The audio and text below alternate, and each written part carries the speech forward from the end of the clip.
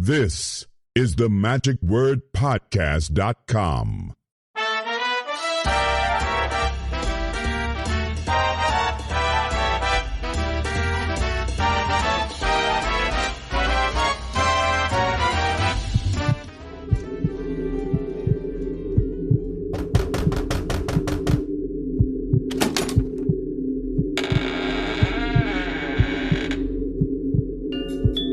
Come in, come in, come in.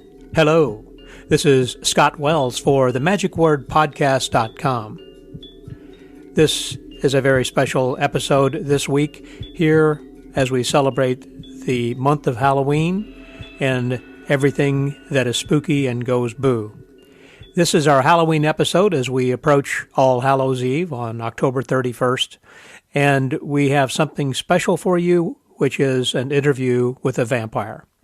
Yes, this is an amazing conversation we have with someone who has a kind of a lifestyle, I guess, is the best way of putting that. He has certainly taken on the demeanor and the character of a vampire. This episode is really a study in character development and the commitment to that character. There are a lot of things discussed here this week that has to do with not only that character development, but also living that lifestyle. What is that like? Where do these people go and talk with each other? How do you find your costume? How do you put that together?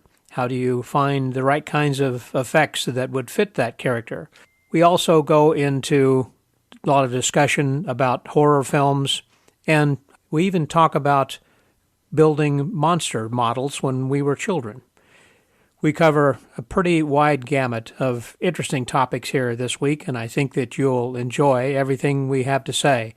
It is not, again, your typical conversation, but this, again, is not your typical kind of magician, nor your typical kind of magic. This is something that is a bit different, and, again, perfect for Halloween.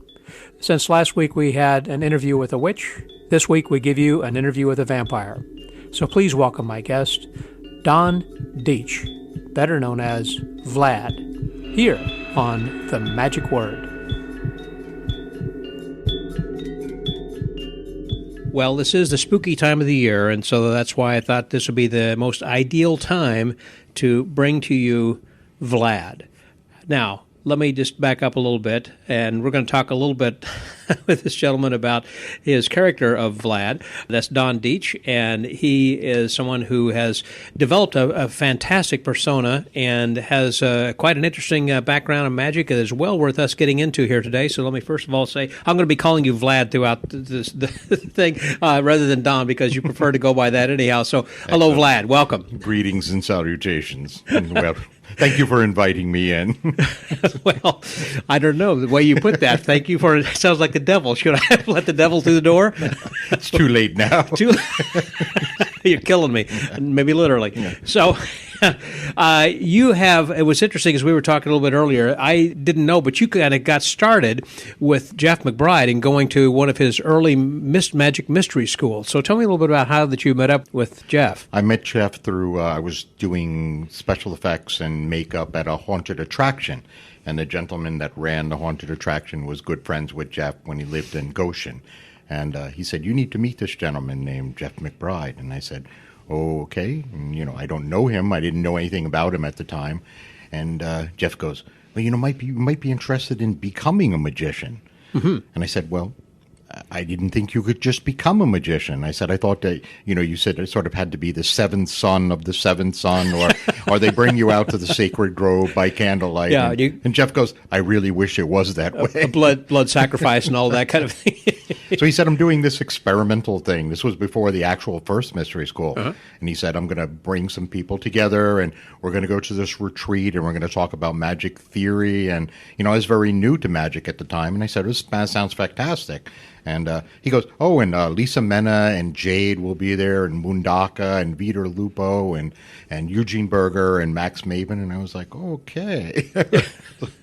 But you didn't know who they were at the time, though, either. I didn't know who they were until I was, sat amongst them for 5 days. And they talked about what they, did and their theories about, and their performances and things like that. And, I learned from them very early on what, should be sort of the courtesies of magic Right. and etiquette of magic and things like that from them, just from chatting with them in person. So Interesting. Going back just a minute, I guess before that, we were talking about haunted things. I remember talking with Stuart McDonald, and he and his wife Lori had haunted houses that they were doing for a long time, which ultimately kind of led to his award-winning program that he was seen around the world and presented at FISM, as well as Penn and Teller Fool Us and everything, and many people who are listeners are familiar with his show. But again, it's his act that he has performed is like he's in a haunted house. So he comes from a haunted house background because they spent the whole month. Were you big time into hauntings like that with haunted houses, or what did you do? early on, I was interested in horror in general, and then I got interested in doing the haunted house, which is a haunted attraction now, they call it. And I started by doing special effects makeup, which was old school special effects makeup, which is building up on a face with, cotton and latex, or using light and shadow with the lighting to old school do the, Bela Lugosi type imagery rather than the, foam latex, things like that. And then I learned how to do lighting and what led them to introduce me to Jeff was we started doing illusions in the haunted house with, the 50-50 type thing where a girl would transition into a corpse. And the old sideshow carnival type things. Sure. And they go, well, you're doing illusions now. And I go, okay, I just thought I guess they were. I am. I didn't know that. I'm like, I thought they were haunted house gags rather than like magic illusions. Later on I learned they were old school magic illusions. Right. Like Pepper's Ghost, you mean, kind of things and all Exactly. that then too. Yeah. Well, we did start talking a little bit earlier. I keep going back and then back again. So even when we were younger, and you and I both have a passion, had a passion as a youth for monster magazines and that kind of a thing, and makeup then as well, like we were talking about. And we both had built those Revell models of Frankenstein and everything. Yep. I started earlier on with the Aurora kits that were before the Revell ones, and I was one of the lucky ones that actually my parents let me get the actual like rare and elusive guillotine model that hardly anyone had. Really? Was it like a real working kind of? It was like a little plastic guillotine that had the thing, and you would put the little victim on there and slide them forward on the table and raise the thing up, and the head would fall into a basket. And parents loved it. That's why they banned it. Let's get this future serial killer going right now. But they didn't learn anything from that because they banned that, and years later they had what were called monster scenes, and it had Dr. Deadly and the Victim and Vampirella, and they had a hanging cage that had spikes in it that you would put the victim in, and a pendulum, and all kinds of things. I don't remember those. Yeah, they were great. Wow. Now, were those the same kind of things in which they were plastic models you'd click together and or actually had to glue together back when you would? Well, the monster scene ones snapped together, so they were even easier for you to play with. For even smaller kids. Yep. Get them in early. That's right. Teach them early. Did you have to paint those like we did the Revells as well? Yeah, they were all a sort of, generic gray or green or, some kind of a, which I always found odd because when you got like the Godzilla or the King Kong one, most of the time they came in some kind of really weird fluorescent color. It was like King Kong came in like some kind of a weird purple, and Godzilla was like sort of a green, green. In the plastic before you painted it, sure. Yeah. That is weird. It was like sort of like, shouldn't it be a neutral color if you're going to try and make Godzilla? It shouldn't be metallic green. Right, exactly. Speaking of which, I was watching an episode of Svengoolie during Halloween, and he was talking about how when Frankenstein with Lon Chaney, I'm sorry, it was Lon Chaney was the first Frankenstein? Boris Karloff, sorry. Boris Karloff was, but it's black and white. And when they were transferring to color, they didn't know what the color was and about how that it turned green. Do you know the story? Well, they had the whole thing. It was like they were going to actually shoot it at first in color. And then they felt that like the makeup was too horrific for the time. I mean, there are reports of, Karloff going into the canteen and sitting down and eating and people moving away to other tables because they couldn't be near him. It was too scary. Yeah. Wow. But even when you watch, the color transition's weird because when you see pictures from the Munster set and the Addams Family set, a lot of the Addams Family set, like some of the things are pink. And you never think of like there being pink in the Addams Family house because it was in black and white. but the black and white picked up the pink better than it did other colors. For the Technicolor, when they went to color on. Well, they went from like the Addams Family is originally in black and white. Yes, So right. On the set, the pieces some of them were pink. Oh, I see what you're saying. So the gradients of the grays and blacks and the shadows worked better with the pink. So much like, for an example, I had heard when they filmed Psycho that they found for the blood scene swirling down the drain in the shower was actually chocolate syrup. Mm-hmm. Yep. Right? Yep. Hitchcock used like Hershey's chocolate syrup. Hershey's chocolate, yeah. That's what I'd heard because it looked better. It did. It showed up better in black and white. And it's like, some of those things we forget. How does light... I spent a long time doing it was supposed to be a girl that was in a funeral scene we had in a haunted house. And I spent a long time doing detailing makeup on things, not knowing the light that was going to be in the room. Oh, boy. And I went down there and I'm like, this is all washed out. You Not gonna can't work see at all. any of the details. And then I reworked it, and I think I got one of the highest compliments I ever got because one of the friends of the guy that ran the haunted house owned a funeral parlor. Oh. And he came through and saw the girl in there in my makeup, and he goes, I have to tell you, she actually looks dead, and I would know. She looks dead. Good job. She looks dead. There we go. So when you were young, did you have a desire or a passion to maybe go to Hollywood and maybe be a makeup artist? I didn't want to be. I wanted to do horror films. You wanted to actually be behind the camera. Yeah, I was sort of like wanted to be the horror, Bela Lugosi or Vincent Price. Yeah. I remember early on one of my early teachers, and I laugh today because I've actually been in a couple of low-budget horror films and some off-Broadway vampire productions. And I remember early on in elementary school, and it was one of those, what do you want to be when you grow up? And I go, I want to do horror films. And she said, no, pick something realistic. I go, and I turned and I looked at her and I go, oh, you mean like president or an astronaut? Smart ass kid. Yeah.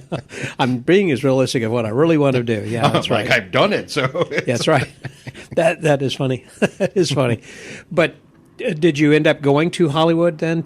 I stayed locally. The low budget horror films I did was a Trauma production in New York, Poughkeepsie, in New York, and some low budget like sort of video things in New York, and then I did a couple of vampire things off Broadway in New York, and I actually got to, like, during Magic, I was actually contacted from MGM Studios because they were looking for a magician to do Clive Barker's VIP party at Webster Hall.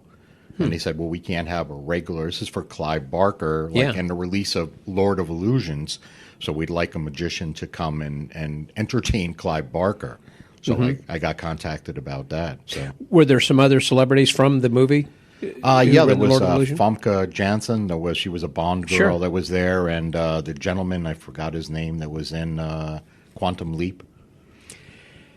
Yes. Yeah, he was there. He was the boy with the green hair when he was a child also. Yeah. They were both there, and it was like the big thing they tried to impress me is, they go, well, you're doing I had chosen to do was my first foray into illusions. And I decided that I was going to do a cremation. So this wasn't just walk around. You were doing a stage show. No, I did a big stage show, and they were like, well, if you're going to do a cremation, Clive Barker is hand painting the backdrop. So there better not be anything that like goes towards those like very expensive hand created So I did the thing, and it was unfortunately I learned my lesson and sort of had a very short run with illusions because I didn't realize like when I retooled the cremation that the cremation is designed for cheerleaders or 4'10" like young girls because in my mind if it's a cremation, the male vampire should be the one that gets cremated and killed. Right. So now I have to retool this cremation bed to be 6 foot tall and, about 5 feet wide, which changed all of the internal dynamics. Sure. And now we're using, almost like 1/2-inch plywood and rods and steel versus picture frame things to do it. And it ended up being about a 400-pound cremation. Oh, my gosh. And we got to Webster Hall and found out they had no elevator. So it had to be carried up 3 flights of stairs, and I'm like... And you did? With me and my road crew. So Yeah. it was like... My gosh. So I was lesson like, you know learned. what, 1 shot only, and like, we're done. Did you just leave it? And I brought it home, and it was sort of like, I ended up having it a number of years, and then Michael Carbonaro borrowed it to do a production someplace with it, and it was sort of one of those, he borrowed it, and I never really struggled to get it back. I was like, you have it. It's your job to get it back. tag, you got it. You're it. I go, if you ever want to send me anything back, send back the corpse that's with it. And that's about all I do. Wow. So was that the only illusion that you did, or did you have like the Satan's chair or anything? No, I didn't have any of that, just because I was sort of like, I did that for, we built it for the one purpose to do for the show there, and I just, after that, I sort of lost it, and I went from, doing close-up bizarre, which I never liked really the term bizarre. So when I was at the first mystery school, I came up with the term gothic, because I didn't like bizarre, because when you tried to sell bizarre, back in the day, people that were booking you went, we don't know what bizarre is. And it took way too long to explain it. And most of the time they went, so it's like biting the heads off chickens? I go, no, that's geek magic, but it's entirely, and it was just a way too long of a discussion you'd have to have. Right. So I said, what do I want to clarify as my persona? And what am I trying to come across as an image that immediately brings to mind what I'm trying to sell as a show? And I said, well, Gothic, because, Gothic literature and the Hammer films and all of that. I said Gothic, so I was like, Gothic magic, Well, it would seem to make sense also as far as everyone knew back in the 80s what a vampire has been, because when Bram Stoker wrote that, when was Dracula written? 1880. Something like that? Yeah. Right. Yeah. So it's been around for a while, my point. And so one of the only books that's never gone out of print. Oh, is that right? Yeah. Yeah. That's interesting. Yeah. Have you ever met any of the people who have starred in some of those horror classics? Not the larger production ones. Some of the ones that have done like, sort of the lower budget, like vampire films and things like that. Have you ever met Vampira? No. The lady who, I don't know, she's still around. No, she's dead. But she died. Oh, that's right. She did die not so long ago. Yeah. Take that back now. Yeah. I never got a chance to meet any of the classic people. It's like I always really sort of, my favorite is, if you could meet anyone ever in, your favorite, I would have said Vincent Price. He didn't do really any known vampire. He did the Monster Club where he turns into a vampire. But but he had House of Wax and... House on Haunted Hill is my favorite. Yep. No, I might as well. Funny thing about Vincent Price is, after my wife and I were married, we were talking about actors, I guess, and she said, my favorite, my ideal men, first of all, is like Arnold Schwarzenegger, Liberace, and Vincent Price. Those are 3 of her favorites for a variety of different reasons, I mean, many people don't even, they think of him, as the guy from House on Haunted Hill, and they didn't know that, he was a culinary person that had a cookbook, and he actually, for a while, was the one that was picking out art for the Sears catalog. I did not know that. Yeah. There was I knew he was an artist, but I didn't know he picked up. It was the whole, Vincent Price collection. He would, actually pick out paintings, so, so-and-so could buy, these famous works of art, and have in their very own home. And he was the one that said, well, you should reproduce this picture and this picture. Wow. That's kind of interesting. Yeah. Certainly. Have you collected any some of the photos or autographs or anything like that? I have some autographs of Vincent Price. I have Bela Lugosi. I have Boris Karloff. I have a actual piece that came from the Forey Ackerman collection, a piece of Bela Lugosi's cape from Dracula. That's pretty very, cool. Very, very tiny, but it's still a piece of it. Right. So it means something to me that it's, actually own a piece of with it. With a certificate of authenticity and all that. And I got one. I was one of the first ones to jump on when they released it, the better reproduction of Bela Lugosi's ring. That has carnelian stone and everything. The newer ones are sort of like mock plastic, but the one when they released it was expensive at the time. But I was like, you know what, I need it, so I got a copy of Bela Lugosi's ring, which you have obviously displayed somewhere in your home of prominence, I'm sure. It's in its own little wooden coffin. Going back to my wife, again, she said one of the scariest movies she's ever seen was Nosferatu, which was the original vampire silent film, which I'm sure you would enjoy as well. Yeah, it was a great film. I mean, it was Dracula without like procuring the rights to Dracula. You know, it was like follows the same story as Bram Stoker's Dracula, and they actually sued, and they tried to destroy most of the copies of Nosferatu because they produced it without talking to the Stoker family. Was it a German film? Mm-hmm. Okay. Yep. So they thought maybe if they could do it overseas, then they would kind of get... Figured that nobody would... You know, I think that their idea was that they figured that nobody would pay attention. Right. And they would just release it, and, you know, who pays attention to horror films? I was going to say that's got to be back in the 20s or 30s, probably early 30s maybe? I think it was... No, well, the original Dracula came out in the 30s. Okay, so this was in the 20s. Back in, like, 1920-something, yeah. So... Mm-hmm. Wow.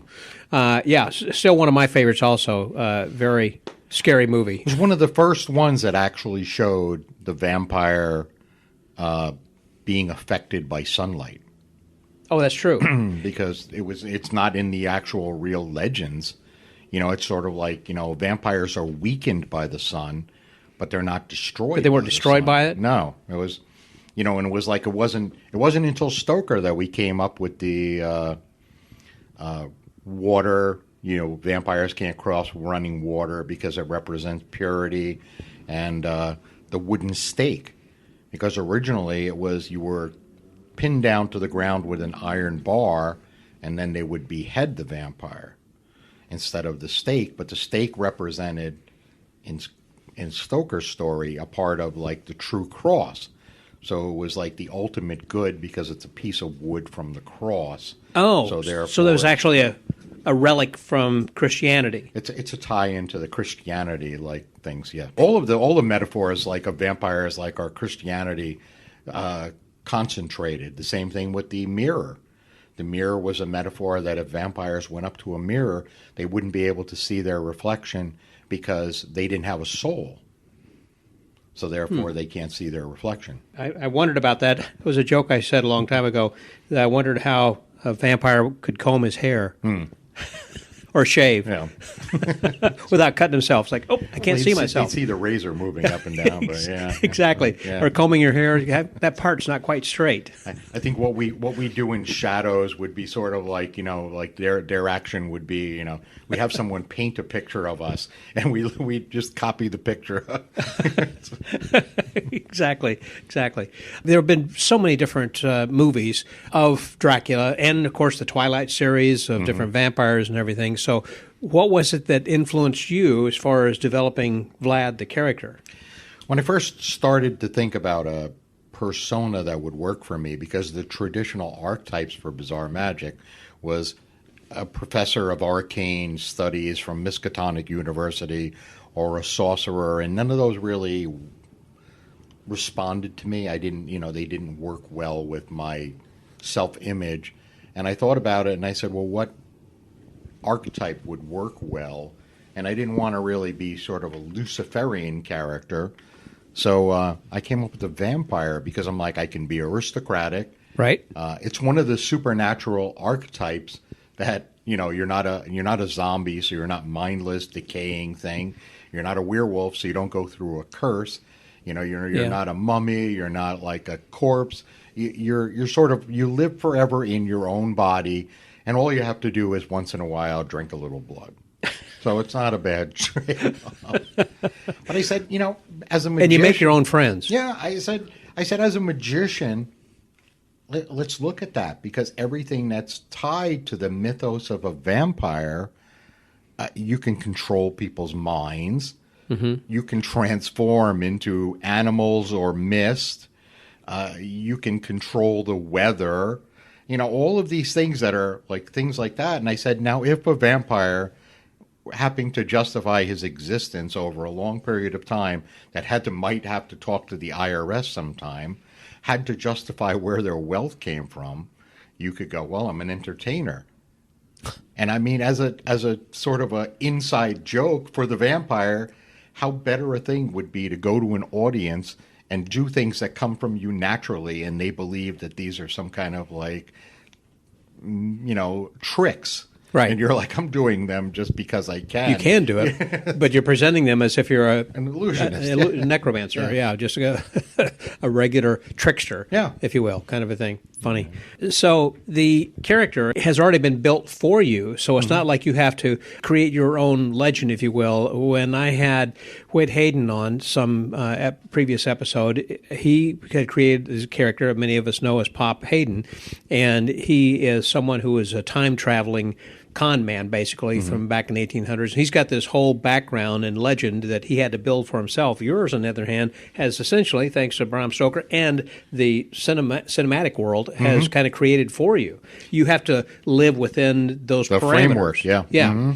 And because that they're a little bit different, as we were just discussing about whether about the cross, the wood, and stake, and whether that the sunlight burns you or kills you or whatever. How do you address those kinds of questions when people ask you about that? Most of the time, you sort of just have to, it's question, but they don't like barrage you with all of them at once. They'll just sort of go, well, don't crosses bother you? And I go, some of us predate Christianity. Oh, what a great answer. And it's like sort of like, and they go, well, can't you go out, you can't go out in the sunlight. And I go, who do you think invented sunblock?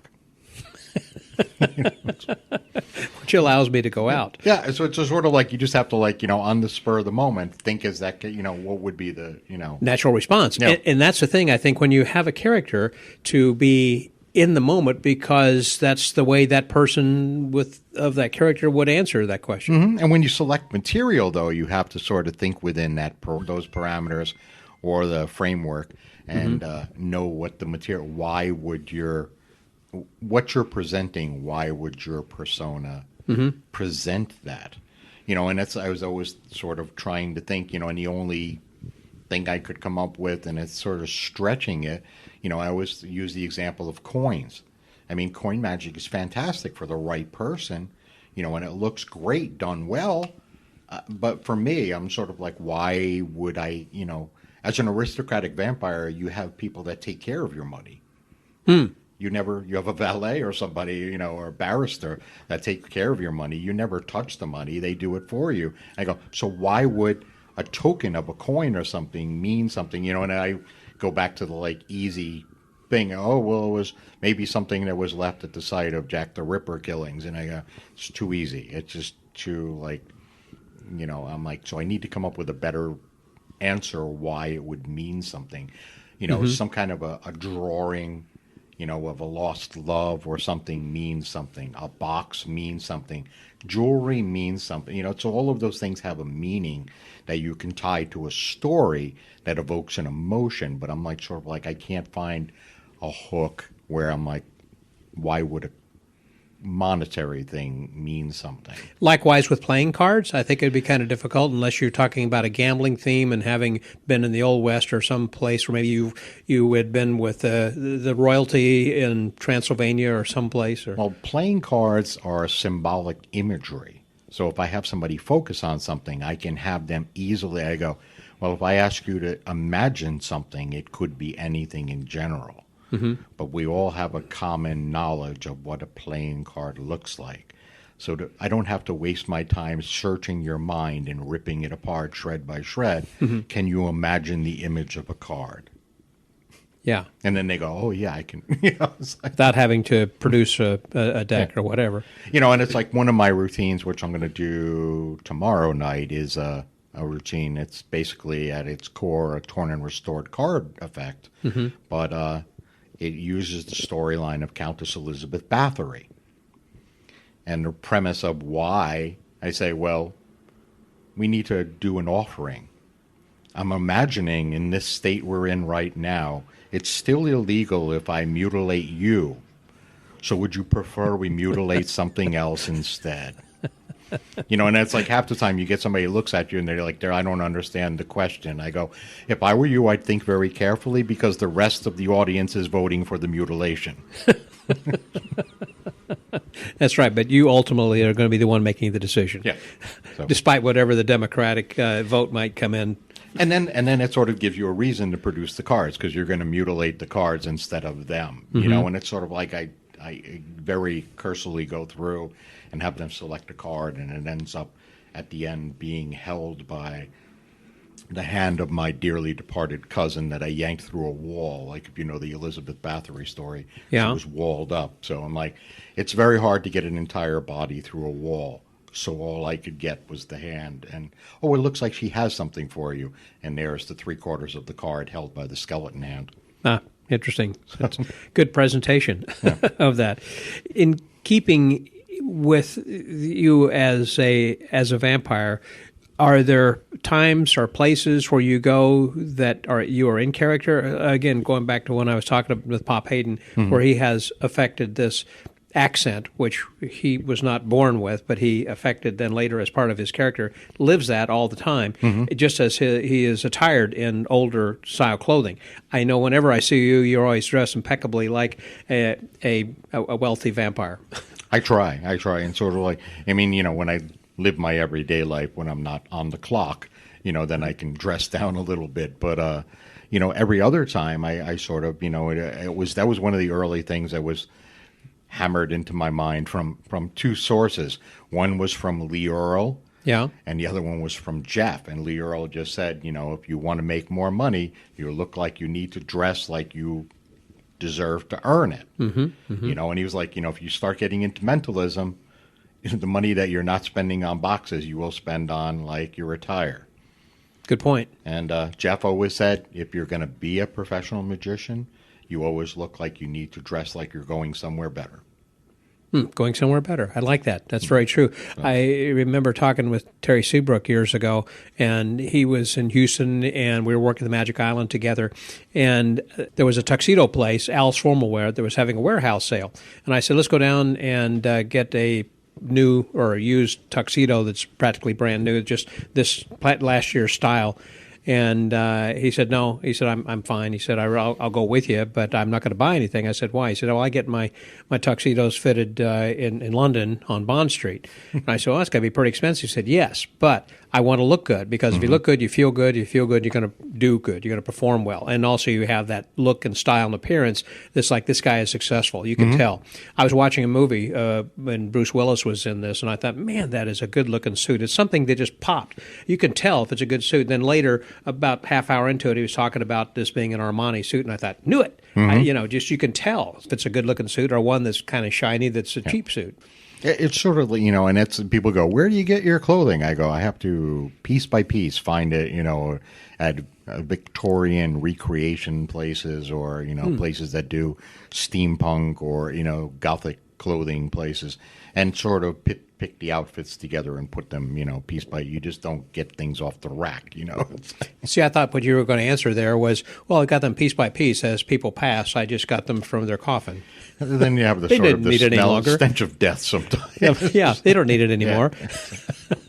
And over the years, with that is when you find them on corpses, usually they're cut up the back. Oh, that's true. Yeah, that is true. That is true. I was going to ask you further about something you had mentioned to me earlier about living. I'm surprised you didn't say, how do you know that? I thought that would seem like it's common knowledge, but now that you mention it, probably isn't. But it's just, so the suits always fit right when they're in their coffin, right? That's what so they can adjust them. The undertakers will, they can adjust them a lot better, because they're not going to roll over and you're going to look at the back, whatever. Hopefully they don't sit up. It's a whole other story. Have you ever gone to a funeral dressed as, or kind of as Vlad? I haven't had anyone that's sort of in the trade. I mean, that's why I wonder. I'm saying people who are in the vampire business or vampire world, if you will. I know, and we're going to get to that in a second, but who might have had a funeral where you have gone.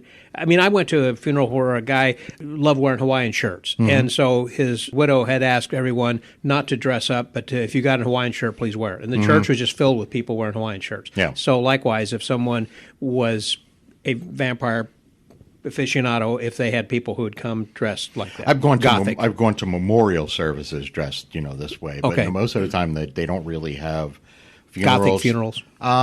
Most of the people that I've known in the Gothic community that unfortunately had to go to memorial things were people that committed suicide. So they didn't really. They were sort of like, got it. Had their thing and then were cremated or something, and had like a memorial service, a smaller service, and then you go to that and then you would wear your attire. But not an actual, I suppose most of them probably don't have a real good relationship with the church in general anyway, so they wouldn't. Is there a difference between goth style and steampunk, or kind of, I guess not steampunk, but really kind of the steampunk vampire? is sort of Victorian, Jules Vernean. It's like a science fiction version of Victorian. Mm-hmm. Gothic now, years ago there was one style of Gothic. Now it's sort of broken off into, everybody wants to be subcategories of things. So there are like romantic goths, like Victorian goths, raver goths, techno goths. So there are all these sub-branches of a subculture, which is sort of weird. But is it the same thing with vampires? Or are there vampires? You have the people that sort of like sparkly vampires, the Twilight people, but, okay.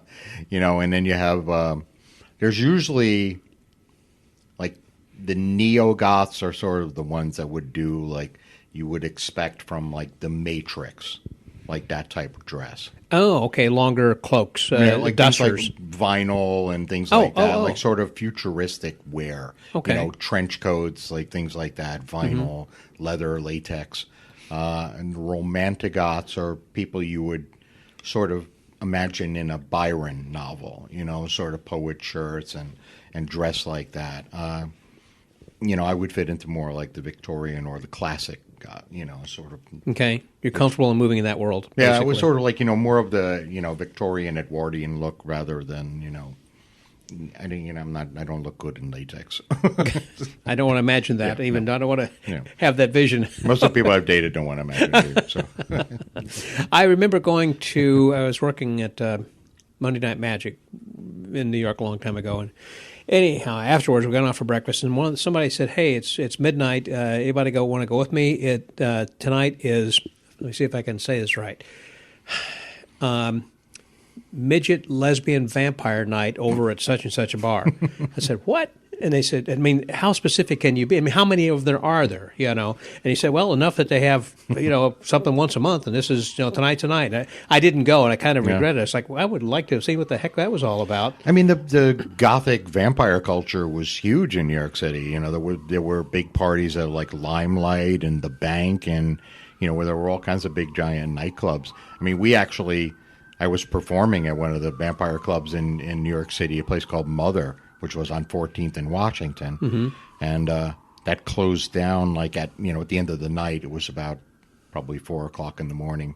And it just so happened, I was laughing because Jeff was talking about David Blaine doing the Buried Alive. Right. And that was right up off of like near the bar or the West Side Highway. Okay. Was right off of there. So I decided with 5 or 6 vampire friends to go up there, and you could actually peer down and see David Blaine in the coffin, like when he was in there. And I go, how much fun is it going to be for 5 or 6 vampires to be peering down at David Blaine and him looking up, going, "What the heck?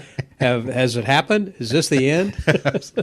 I was like, we just need to do it just to say we did. And did you? We did. We did. We went up there, and I should have had someone take pictures, but I'm surprised there wasn't someone there from the media who was taking a picture. They're probably like, we don't want to see, we don't want to know. It's before dawn, we don't want to know. Was it dark? Was it? It was still dark because it was about 3 or 4 o'clock in the morning. Okay. So it was like pre-sunrise. So right. So what is that world, underworld, or that world like in New York? I'm assuming there are, like when I see this on television shows or movies, they have special blood-oriented drinks at the bar or something, or they mimic like sort of blood things, or sort of Bloody Marys, and then we used to have a thing that was called a bloodbath, which was one of my favorite beverages. That's the name of the drink? Yeah, and it had Merlot, Chambord, and a splash of cranberry. Okay.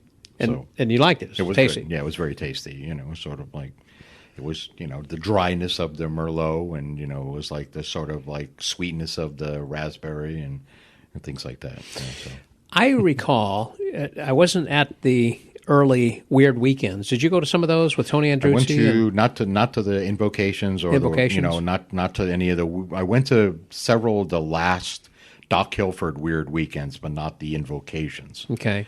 And I sort of was really, I just didn't know about them in time. I was, involved, but I didn't know about them to be able to go to Chicago to, find out about them. So. Because I'd heard that Tony Andruzzi was the one who really kind of got things going with that first invocation, because they knew they wanted to have something, and then when they got together, they didn't know what it was. And I cannot recall what it was that he had said, but stood up and said something to the effect of, let the satanic worship begin, or something weird like that, I think. I mean, he lived the imagery of, he went from Tom Palmer, which was, a comedy magician. Who inspired Johnny Thompson, and the great Tom being Tony Andruzzi, and, his comment was, you need to live the character 36 hours a day. I might be off on the hours, but it was sort of that, And I never got to... I understand, 110%. Yeah, I never got to meet him. And I sort of discussed this at Mystery School with Eugene. And I said, I really would have loved it. And he goes, oh, Tony would have loved you. And, and he goes, next time I see you, I'll have something for you. I go, okay. And so next time I saw Eugene, after we talked, he came up and he goes, these are for you. And I'm like, what are they? And he goes, well, this is the scroll. And this is the Grimoire of the Mages. Wow. And the Grimoire of the Mages was a book that Tony would make, and he would actually hand print and everything. And he made like a dozen of those or something. And he goes, these are the ones Tony made for me. Wow. And he goes, but I think Tony would have wanted you to have them. Wow. And I'm like, oh, coming from Eugene, that a gift was from Tony Andruzzi to him, and he's passing them on to me. I was like, is this like the Thurston cloak? He's what a gift. Like the mantle is passed on. Yes. Oh my gosh. I recall that being advertised and how rare that was and very expensive. And I thought, well, because he never printed them. He would actually block, like silk screen the book, and then like the ones I have, like instead of actually having pictures printed in, he would actually take real photographs and hand cut them and glue them into the page. So each one was actually hand constructed. And I'm like, this is an amazing like labor of love to create these, and it's like, and that was, I think, his thing. It was sort of like, if you make a magical artifact, it should be something that's imbued with you, and it should be meaningful rather than just mass produced. Right. So that's another one of your very important pieces you have. Yeah, it's sort of like it's like one of the mementos, because it was something that Tony made for Eugene, and B because Eugene gave it to me. I mean, Eugene, I sort of look at Eugene and Jeff and Max as sort of my early mentors. Right. So, hopefully I've taken a little piece of each of them. Have you helped with any of the magic mystery schools? I was involved in all of the mystery schools that were in New York in the beginning. Okay. So as a instructor? Facilitator, yeah. Okay. Because I know he had some outside people who, and I wondered, that you were doing that. So we had to sort of talk him down, because the original first one, like Jeff wanted to do everything. And it was sort of like we finally said, like, there are several of us that have been here more than once. Like, we need to like take some of the weight off of your, let us do things. Yeah. And then he eventually went, oh, okay. It was sort of like we had to give him permission to ask. And it was like, then we started, doing more presenting things and stuff within the mystery school. But it was like, because he was like, I need to do this, this, and this. And I was like, you don't need to do everything. Like, relax, like Vince. It's like Vince wants to, be 85 places. So right. Yeah. Vince Wilson is with the Pose Magic Conference is pretty much hands-on, and he does a little bit of everything. So that's what you're referring to over there. That's true. So you had not attended the invocation, but you did attend a few of the weird weekends that Doc Hilford did. A couple of ones Doc Hilford did, and one of the ones I laughed because I remember I think it was the last one he did, was in the two that I went to were in Stuart, Florida. And near where he lived, or lives, and one of the ones like that was, I think, the last one. I was talking to Byron Gray, and I I said, "Oh, were you there the year like we were there right after the hurricane?" Yeah. And he goes, "I don't know. I don't remember that." I go, "Oh, you would, because most of the hotel was intact, but some of it wasn't." I said, "In the section that Doc put us in, you had to walk through, like, there was part of the outside building was missing." Wow. And there were, like, plastic drop cloths on the side, and you had to, like, walk through that to get to your room. And I'm like, are our rooms going to be like underwater or something? Oh, man. And he's like, "No, it's structurally sound." I go, "Oh, that's great. I love that description." Structurally sound, yeah. Okay. So were those weird weekends the kind of things where you were performing? They had lectures? Were they more workshops or what? A little bit of all of that. Okay. I mean, there were workshops and there were performances and there were lectures. The last one he did. All with an emphasis towards bizarre. Yeah. And I know the last one he did, he wanted to do for the people at the conference or convention or weekend, however you wanted to do it. He wanted to do a big recreation of a spook show. Mm-hmm. So we had for us to see and for like the general public to see. So we were mixed in with a regular audience. Right. When he had this big thing. And he went around to several of us that, he knew he could trust. And he's like, "I'm going to give you rice and I'm going to give you water guns. And when they have the blackout, I'm going to have the thing and go, oh, the beast from, Planet X is in the audience. And you can feel the maggots dropping off of its decaying corpse. And, oh, watch out. The victim is going to be, he's decapitated and the blood sprays out in the audience." And, of course, we're throwing rice on people right. and, squirting them with water guns. But, right. In the dark. All for effect. That's it. Wow. That kind of freaked out a few people, I'm sure, then as well. Yeah. One last thing. It was interesting to know about what vampires talk about with one another. Everything, including horror films, literature, music, art. I mean, there's no like vampire religion. It's sort of like so. Yeah, but when you go to these vampire clubs or wherever, like when you were in New York, you were talking about that earlier, and sticking around till 2 or 3 in the morning, you're not just sitting there drinking these moonlight mimosas all night long or anything. No, not drinking tequila sunrises. Exactly. So I would think you have some things in common of like different stories of what some people have done. I mean, some of them are nightclub type atmospheres too. So it's like sort of like there's a section where there's loud music and people are dancing. Certain parts where people are going to make out. Certain sections where people are sitting and talking. And so there's different sections depending on what your desire is. It's like, but. It's more or less regular conversation. It's just literature, things like that. That's what I was wondering, as far as what the conversations were amongst people in that world, if they are talking about their character and about some other books, as you're talking about some. Well, most of the people don't perceive it as a character. It's a lifestyle. It is. So it's like sort of like someone that's living the life of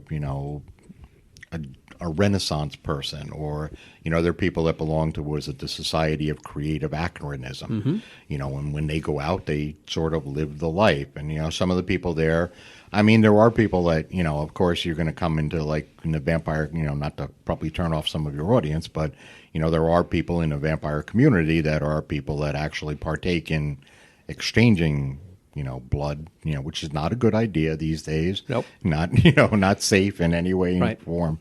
But, so there are some people that are like that. There are people that, feel a connection to the mythos. And there are people what they call lifestylers, and that's just they live that lifestyle. And then there are other people that are sort of, people that are just fascinated with the imagery, so they'll go there. I mean, I go there because it's just something that I'm drawn to, and it's like part of my persona. So, when I'm there, I get to perform and I do the other things. So, We were talking before we began recording here about Bela Lugosi, how that he lived that lifestyle apparently to the point where, as I understand it, he was living in or sleeping in a coffin. And he had a coffin, but he wasn't. I don't. Most of the time, it's like most people don't think he really slept in it. I think he had it for. Like it was sort of an imagery thing. He wanted it and he felt comfortable with it, but I don't think he slept in it. I know he did tell them that, when he died, he wanted to be buried in his, outfit that he wore in the movie. Yeah. His costume. It was just sort of such a long part of his life. He did Dracula on Broadway. He did Dracula, I think, in London, like as a stage production. He did the films, so it was such a tied part of his life. I mean, but when we go back, like Lugosi did a wide range of things that didn't involve Dracula. That's true. Like in Hungary, like he did Jesus as a play. I didn't know that. Yeah, he was like there's pictures of him portraying Jesus. So Bela Lugosi as Jesus, man, that's a. Then playing the Antichrist then later. That'll twist your entire image of him. I would say so, yeah. Oh, my goodness. I know there have been various people down through time since Bela Lugosi also who have starred as Dracula, like even Tom Cruise. And there's a new series on TV called Interview with the Vampire, which goes back to, it's actually Anne Rice's Interview with the Vampire that they're remaking or have remade into a series. Is there a particular actor that you feel has nailed it, or was Bela Lugosi like the guy? I think Bela Lugosi was, there were a number of people. We even went on the ghost tour, and Jack Palance played Dracula. That's right. Forgot about that. And then John Carradine played Dracula. Vincent Price did it for like a couple of small performances. On the Muppets too, he was a vampire on the Muppets. Yeah. I think to me, like Lugosi is probably like the king, and then right very closely, like next to him would be Christopher Lee. Okay. Just because of his presence. Yeah. And as far as an actor that's mastered many different roles, from Sauron, from Lord of the Rings to everything, and then later in life, I forget how old he was, but here he is, a Shakespearean actor that sung a heavy metal album. Well, he was in The Man with the Golden Gun with also Scaramanga. Scaramanga, that's right, in James Bond movie. Yeah. So he's done a little bit of everything. Were those the Hammer films that he was in? Yeah. Yeah. When we say Hammer Films, that was the production company that was it Pinehurst Studios which was over in England. Yeah. Which is why I guess he was a shoe-in for the Bond films, since they did all the movies over Bond over the Pinehurst Studios then as well. Yeah. Now we're kind of getting deep into inside baseball over here for some people who don't know or care about. They're like, we don't even know who Hammer Films are. I said, don't know, don't care. So listen, this has been just delightful, Vlad, to talk with you and to get to know more about your background, but more importantly about kind of this different world that you've created around you, or have joined, I should say, because the world that was there, you just kind of easily stepped into it. I twisted it to my own evil usage. And have and been able to do magic and make it make sense also with that kind of as you say, Gothic overtones. I just sort of, I felt that was an imagery that people understood, and it immediately brought together a mind image. They're like eerie, melancholy, castles and, walks on the moor and, the moon-shrouded nights. Dark. I'm like, there we go. That's right. That's right. So as we close, the name of my podcast is called The Magic Word, so I always like to know, what is it that's your philosophy of life? Be true to yourself. Don't let anyone tell you can't do anything. Just be true to it. If you desire it and want to achieve it, make sure you go for your dream. And you're living proof of that. As you had said, people had discouraged you when you were young, and look, you have accomplished what you set out to do. That's great. Vlad, thanks very much. It's been awesome. It's a pleasure. And so for the Magic Word Podcast, that was Vlad. Happy Halloween. This is Scotty out.